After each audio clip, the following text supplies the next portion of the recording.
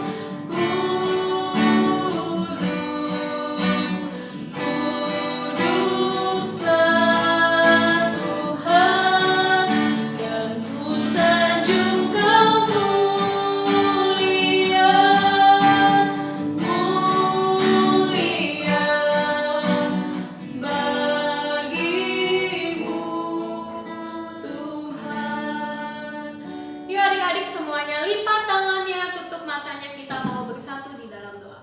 Lipat tangannya, tutup matanya, kita mau bersatu dalam doa. Ya Tuhan, terima kasih kalau Tuhan boleh memimpin kami, memberikan kami kesehatan, kekuatan.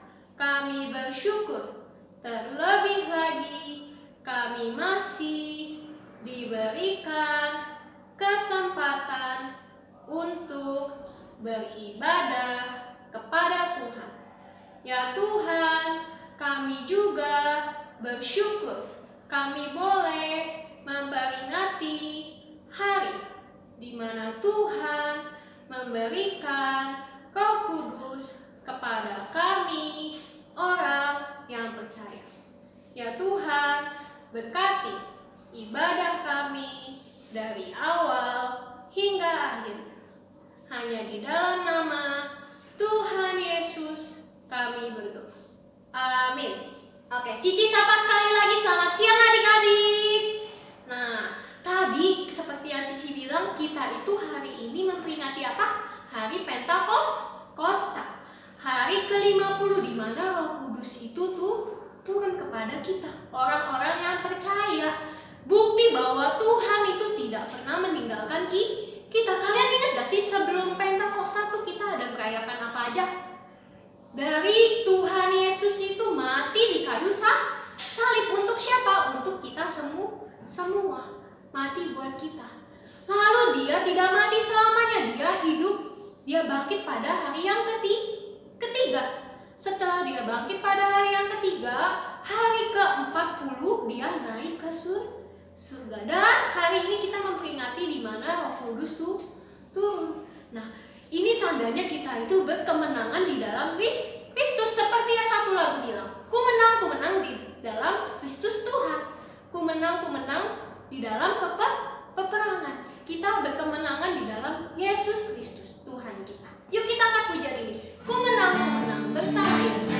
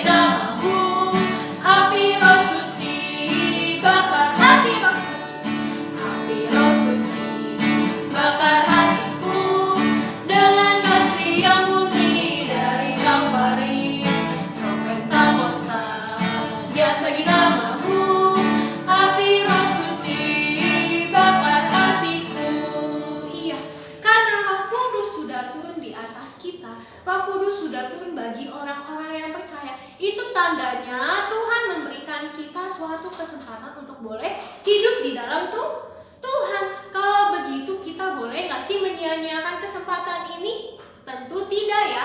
Tentu kita harus memanfaatkan kesempatan yang Tuhan sudah berikan kepada kita. Kita harus rajin bersetia kepada Tuhan. Dengan cara apa? Kita berdoa setiap hari, membaca kitab suci, tanda kita sudah janji menjadi murid Tuhan yang setia. Kita angkat satu pujian. Tuhan Yesus, aku berjanji jadi murid-Mu yang setia.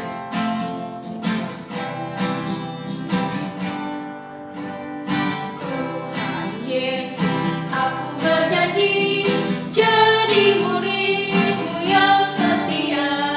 Rajin berdoa, baca Alkitab, selalu bersaksi bagimu.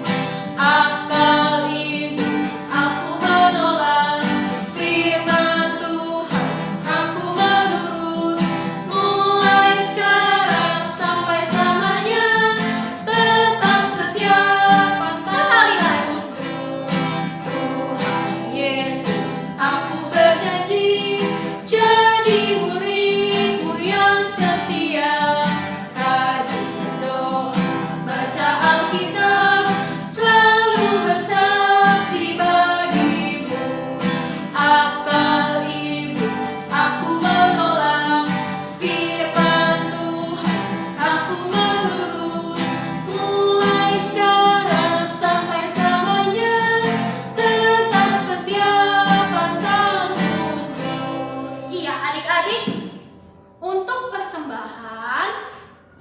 mau kalian boleh siapin uangnya, kalian boleh masukin ke dalam amplop. Setelah kita udah boleh datang ke gereja, beribadah ke gereja, kalian boleh kasih persembahannya itu ke gereja.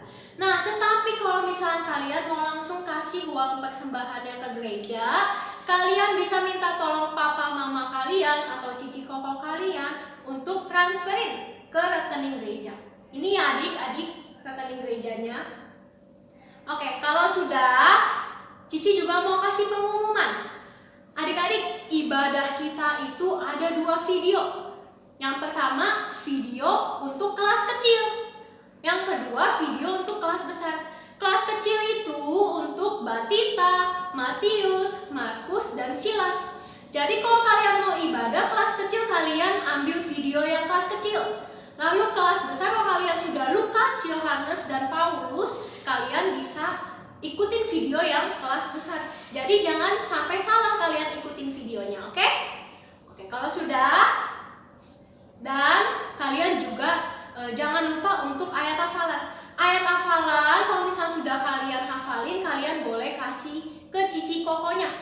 Kalau misalkan Matius, kasih ke cici Matius. Kalau misalkan ke Markus, kasih ke cici kokonya yang ada di Markus. Kalau misalkan kalian di kelas besar, kalian juga kasih ke cici kokonya yang di kelas besar. Kalau sudah, cici mau kita mempersiapkan hati kita untuk boleh menyambut firman Tuhan. Kita mau angkat satu pujian, Roh Kudus yang manis.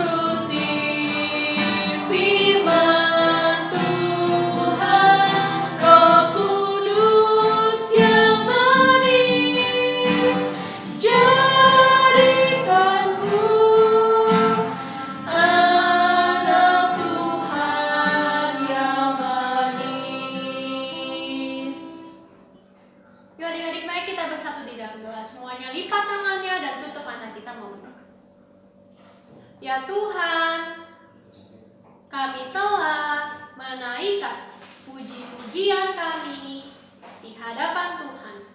Kiranya Tuhan berkenan atas puji-pujian yang telah kami naikkan. Tuhan, sekarang kami mau mendengarkan firman Tuhan. Tolonglah kami. Kiranya Roh Kudus memberikan kami pengertian akan firman Tuhan yang akan kami dengar. Ya Tuhan, pimpinlah kami. Pimpin juga Cici Koko yang akan membawakan firman Tuhan. Hanya di dalam nama Tuhan Yesus kami berdoa. Amin. Ayo adik-adik, sekarang kita berkumpul lagi, kita mau mendengarkan firman Tuhan. Cici undang semuanya untuk sikap berdiri, kita berdoa, siapkan hati kita untuk mendengar firman Tuhan. Mari kita berdoa. Tuhan Yesus, kami bersyukur hari ini kami boleh kembali mendengarkan firman Tuhan. Pimpin kami mendengarkan dengan baik dan juga boleh mengerti firman Tuhan hari ini. Hanya dalam nama Tuhan Yesus kami berdoa. Amin. Adik-adik, siapkan Alkitabnya. Kita akan membuka Alkitab kita. Kisah Para Rasul 2. Kisah Para Rasul pasal 2, kita akan bahas ayat 1 sampai 40. Ya. Kisah Para Rasul 2 ayat 1 sampai 40. Sudah? Sebelumnya Cici mau tanya, minggu-minggu lalu itu kita mendengar firman Tuhan tentang apa ya? Ada ingat? Ya, beberapa kali Tuhan menampakkan diri kepada murid-muridnya. Nah, hari ini kita akan membaca tentang Pentakosta. Pentakosta itu adalah 50 hari setelah Tuhan Yesus bangkit, ya. Nah, sebelum bangkit Tuhan Yesus disalib. Setelah disalib Tuhan Yesus bangkit. Setelah bangkit Tuhan Yesus naik ke surga. Nah, 10 hari setelah naik ke surga, saatlah hari ini hari Pentakosta. Kita akan baca dulu di ayat 1 sampai 4. Kisah Para Rasul pasal 2 ayat 1 sampai 4 kita baca dulu. Kita baca bersama-sama ya. 1, 2, 3. Ketika tiba hari Pentakosta, semua orang percaya berkumpul di situ di satu tempat. Tiba-tiba turunlah dari langit suatu bunyi seperti tiupan angin keras yang memenuhi seluruh rumah di mana mereka duduk. Dan tampaklah kepada mereka lidah-lidah seperti nyala api yang bertebaran dan hinggap pada mereka masing-masing. Maka penuhlah mereka dengan Roh Kudus. Lalu mereka mulai berkata-kata dalam bahasa-bahasa lain seperti yang diberikan oleh Roh itu kepada mereka untuk mengatakannya. Nah, di ayat 1 sampai 4 kita lihat. Para rasul ini, orang-orang percaya berkumpul di satu tempat, ya. Di sana mereka berkumpul. Tiba-tiba ada suara angin kencang sekali. Lalu mereka melihat seperti ada bara api di atas kepala mereka, ya. Nih. Setelah itu mereka bisa berbahasa lain-lain, ya. Banyak bahasa, satu orang beda bahasanya sama orang lain. Ya, mereka bisa berbahasa berbeda-beda, tetapi mereka bisa mengerti apa yang mereka katakan walaupun bahasa mereka lain. Nah, nih, saya punya gambar. Ini contohnya ya.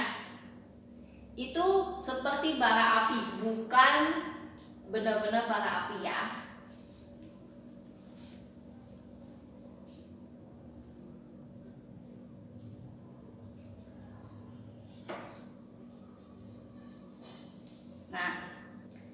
Nah, mereka bisa berbahasa berbeda-beda bahasa. Lalu kita lanjut di ayat 5 sampai 13. Kita baca bersama-sama. 1, 2, 3.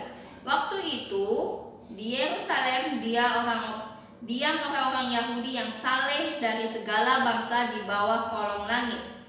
Ketika turun bunyi itu, berkerumunlah orang banyak. Mereka bingung karena mereka masing-masing mendengar rasul-rasul itu berkata-kata dalam bahasa mereka sendiri. Mereka semua tercengang-cengang dan heran, lalu berkata, "Bukankah mereka semua yang berkata-kata itu orang Galilea? Bagaimana mungkin kita masing-masing mendengar mereka berkata-kata dalam bahasa kita sendiri, yaitu bahasa yang kita pakai di negeri asal kita? Kita orang Partia, Media, Elam, penduduk Mesopotamia, Yudea dan Kapadokia, Pontus dan Asia, Frigia dan Pamfilia, Mesir dan daerah-daerah Libya yang berdekatan dengan Kirene.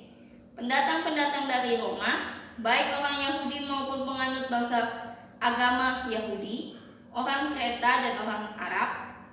Kita mendengar mereka berkata-kata dalam bahasa kita sendiri tentang perbuatan-perbuatan besar yang dilakukan Allah.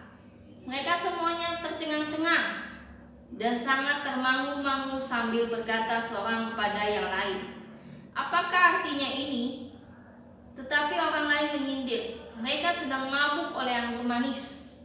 Nah, mereka semuanya bisa dalam bahasa asing, ya, bahasanya beda-beda. Setelah dilihat orang, ada orang dengar ada suara angin, mereka melihat ada apa ya? Tapi mereka mendengar, "Loh, kok mereka bisa bahasa kita sih?" Ya, orang-orang itu nggak cuma dalam satu bangsa ya. Tadi kita udah baca, ada dari Pamfilia, ada dari daerah Mesir, ada Arab, ya. Mereka bisa mendengar apa perkataan mereka yang ada di dalam satu tempat itu. Dalam ruangan itu mereka dengar, "Oh, kok kita bisa tahu ya mereka ngomong apa?" Ya, mereka sedang membicarakan tentang perbuatan besar Allah. Ya, nah, lalu kita lihat di Kisah Para Rasul pasal 2 ayat 14 sampai 40. Nah, di sini Petrus berkhotbah menjelaskan apa yang sedang terjadi. Nah, kita akan baca dulu di ayat 14 sampai 16. Kita baca ya bersama-sama, 1, 2, 3.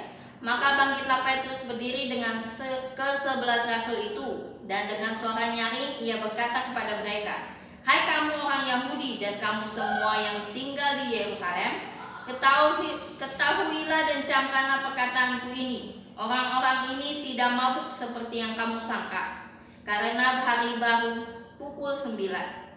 Tetapi itulah yang difirmankan Allah dengan perantaraan Nabi Yoel." Nah, Petrus bangun dan bilang sama mereka, mereka semua ini tidak mabuk. Sekarang baru jam 9 pagi, ya. Sekarang baru jam 9. Tidak ada yang mabuk, ya. Mereka nggak mabuk, mereka nggak minum alkohol, mereka nggak minum anggur, ya. Nah, mereka ini sebenarnya lagi ngapain sih, ya? Mereka itu nggak tahu, ya. Orang-orang di luar ruangan itu tidak tahu. Lalu Petrus menjelaskan pada mereka di ayat yang 17 sampai 19 kita baca. Akan tetapi akan terjadi pada hari-hari terakhir demikianlah firman Allah, bahwa aku akan mencurahkan rohku ke atas semua manusia. Maka anak-anakku laki-laki dan perempuan akan bernubuat, dan teruna-terunamu akan mendapat penglihatan-penglihatan, dan orang-orangmu yang tua akan mendapat mimpi. Juga ke atas hamba-hambaku laki-laki dan perempuan akan kucurahkan rohku pada hari-hari itu, dan mereka akan bernubuat. Dan aku akan mengadakan mujizat-mujizat di atas, di langit, dan tanda-tanda di bawah, di bumi, darah dan api, dan gumpalan-gumpalan asap. Ya, nah, ini pernah difirmankan Allah lewat perantaraan Nabi Yoel, ya, bahwa Tuhan akan mencurahkan roh Allah, ya, yaitu pada hari Pentakosta Tuhan mencurahkan Roh Kudus ke atas para rasul, dan orang-orang percaya berkumpul di situ. Mereka diberikan Roh Kudus, bisa berbahasa asing. Orang asing semua di luar Yahudi, mereka mengerti apa yang para rasul katakan, ya. Nah, Tuhan bilang lewat Nabi Yoel, di sana setelah Roh Allah turun, mereka bisa bernubuat, mereka bisa melakukan mujizat, ya. Mereka bisa bermimpi, mengalami mimpi, ya. Nah, terus kita lihat sampai ke ayat 21 itu tentang perkataan Nabi Yoel, ya. Lalu di ayat 22 sampai 23 kita akan baca bersama-sama. 1, 2, 3. Hai orang-orang Israel, dengarlah perkataan ini yang aku maksudkan. Ialah Yesus dari Nazaret, seorang yang telah ditentukan Allah dan yang dinyatakan kepadamu dengan kekuatan-kekuatan dan mujizat-mujizat dan tanda-tanda yang dilakukan oleh Allah dengan perantaraan Dia di tengah-tengah kamu, seperti yang kamu tahu. Dia yang diserahkan Allah menurut maksud dan rencananya telah kamu salibkan dan kamu bunuh oleh tangan bangsa-bangsa durhaka. Nah, Petrus menjelaskan, hai orang Israel, ya, dengarkan perkataan ini. Yang Petrus maksudkan, ya, yaitu adalah Tuhan Yesus yang dari Nazaret. Mereka yang menyalibkan Tuhan. Dia bilang, ini orang yang kamu salibkan, ini orang yang kamu bunuh, yang kamu teriak-teriak, salibkan, salibkan. Yang aku maksud adalah Tuhan Yesus itu, ya. Tuhan Yesus ini, Dia telah melakukan mujizat, Dia melakukan semua tanda di depan kamu, tetapi kamu berseru, salibkan Dia, salibkan Dia. Itu yang aku maksud. Lalu kita lagi di ayat yang 24 sampai 28. Itu bercerita tentang bagaimana Yesus bangkit, ya. Dan Raja Daud pernah berkata tentang Tuhan Yesus, ya. Petrus bilang, tetapi di ayat 24, tetapi Allah membangkitkan Dia dengan melepaskan Dia dari sengsara maut, karena tidak mungkin Ia tetap berada di dalam kuasa maut itu. Ya, Petrus berkata lagi, tetapi Allah membangkitkan Dia, bangkitan Tuhan Yesus. Setelah Dia disalibkan, Dia mati. Tetapi Dia tidak hanya mati, Tuhan Yesus bangkit pada hari ketiga. Ya, Petrus bilang Dia tidak hanya mati, tetapi Dia bangkit, karena Dia tidak bisa berdiam di dalam maut itu. Ya, Dia bangkit. Ya, pada hari ketiga Dia bangkit. Lalu kita lanjut di ayat 29 sampai 33. Ya, Daud berbicara tentang Mesias, yaitu Yesus yang mati tetapi Dia tidak binasa. Ya, 29 sampai 33. Mari kita baca. Kita baca 31 sampai 33 aja, ya. Karena itu Ia telah melihat ke depan dan telah berbicara tentang kebangkitan Mesias, ya, maksudnya Daud, ya. Ketika Ia mengatakan bahwa Dia tidak ditinggalkan di dalam dunia orang mati dan bahwa dagingnya tidak mengalami kebinasaan. Yesus inilah yang dibangkitkan Allah, dan tentang hal itu kami semua adalah saksi. Dan sesudah Ia ditinggikan oleh tangan kanan Allah dan menerima Roh Kudus yang dijanjikan itu, maka dicurahkannya apa yang kamu lihat dan dengar di sini. Ya. Di ayat 31 sampai 33 Petrus bilang, ya, waktu itu Daud pernah berkata tentang Tuhan Yesus, yaitu tentang Mesias, ya. Dia tidak binasa. Tuhan Yesus emang mati, tetapi Dia tidak mati dalam kebinasaan. Dia tidak binasa, Dia tidak mengalami kebinasaan. Yesus ini dibangkitkan oleh Allah, ya. Dan Dia bilang kami ini saksinya. Petrus dan murid-murid yang lain itu menjadi saksi bahwa Tuhan Yesus tidak mati, dia bangkit pada hari ketiga. Dia benar-benar bangkit, bahkan Tuhan Yesus menampakkan dirinya di depan murid-muridnya. Ya. Nah, dan dia bilang Roh Kudus yang dijanjikan. Nah, dia hari ini di saat itu juga Roh Kudus telah dicurahkan kepada murid-muridnya, pada rasul-rasul itu. Ya, makanya hari ini kamu lihat bahwa Roh Kudus itu telah dicurahkan. Ya, seperti sekarang ini kamu lihat Roh Kudus telah dicurahkan. Ini terjadi bukan hanya saat nubuatan, bukan hanya katanya saja, bukan hanya kata Nabi Yoel, bukan hanya kata Daud, tetapi benar-benar terjadi di saat itu, ya, di hari Pentakosta, di mana mereka bisa berbahasa asing. Ya. Nah, Tuhan Yesus tidak hanya mati, tidak hanya salib, dikubur, tetapi Tuhan Yesus juga bangkit pada hari yang ketiga. Ya. Nah, kita lanjut lagi di ayat 36. Jadi seluruh kaum Israel, kamu harus tahu dengan pasti bahwa Allah telah membuat Yesus yang kamu salibkan itu menjadi Tuhan dan Kristus. Ketika mereka mendengar hal itu, hati mereka sangat terharu. Lalu mereka bertanya kepada Petrus dan rasul-rasul yang lain, apakah yang harus kami perbuat, saudara-saudara? Jawab Petrus kepada mereka, bertobatlah dan hendaklah kamu masing-masing memberi dirimu dibaptis dalam nama Yesus Kristus untuk pengampunan dosamu. Maka kamu akan menerima karunia Roh Kudus. Sebab bagi kamulah janji itu, dan bagi anak-anakmu, dan bagi orang yang masih jauh, yaitu sebanyak yang akan dipanggil oleh Tuhan Allah kita. Dan dengan banyak perkataan lain lagi ia memberi suatu kesaksian yang sungguh-sungguh, dan ia mengecam dan menasihati mereka, katanya, berilah dirimu diselamatkan dari angkatan orang jahat ini, dari angkatan yang jahat ini. Ya.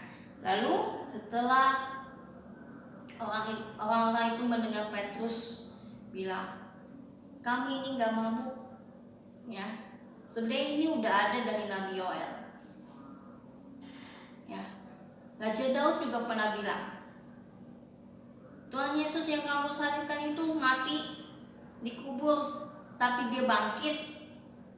Dia yang disebut Mesias, dialah Mesias, tapi kamu bunuh. Tetapi dia bangkit. Terus mereka semua terharu mendengarnya. Kami telah membunuh Mesias, kami telah menyalibkan Mesias. Terus kami harus ngapain? Mereka bertanya sama Petrus dan rasul-rasul. Ya. Petrus menjawab,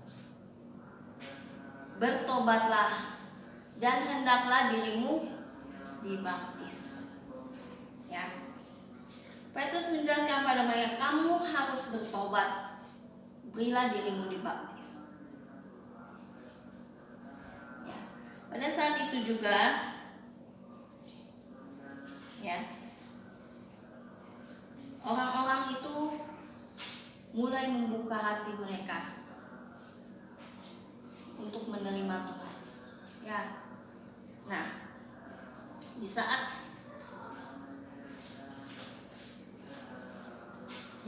kita, mungkin di saat murid-murid bingung ingin berbuat apa, Roh Kudus menguatkan mereka bagaimana mereka harus menceritakan tentang Tuhan.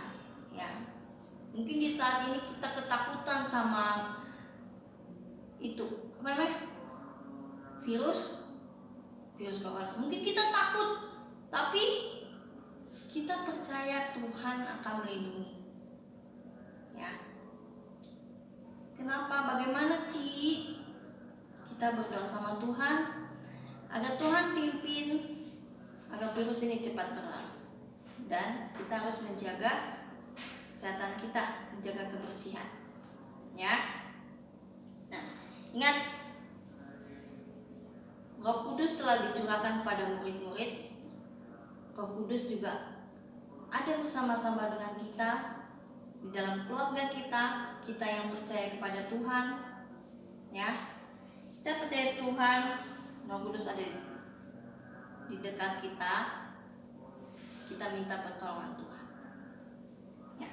Nah, sebelumnya kita akan kasih ayat hafalan. Kisah Para Rasul pasal 2 ayat 38.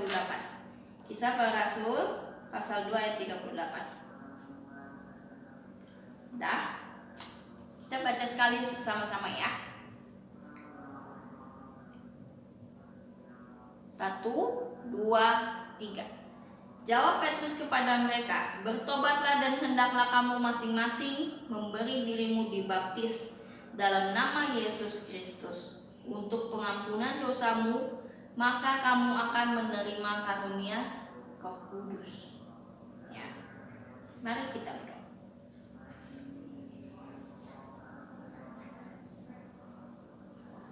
Tuhan Yesus, kami sungguh bersyukur hari ini kembali datang beribadah kepada Tuhan. Tuhan, kami bersyukur kesehatan yang Tuhan berikan. Pimpin kami Tuhan, agar kami boleh tetap setia di dalam ibadah kami, tetap setia mendengarkan firman Tuhan. Tuhan, pimpinlah kami untuk kembali berkumpul lagi. Pimpinlah ya Tuhan pemerintah untuk menangani virus corona ini. Tuhan, kami mohon pertolongan daripada Tuhan agar virus ini cepat berlalu. Hanya dalam nama Tuhan Yesus kami berdoa. Amin.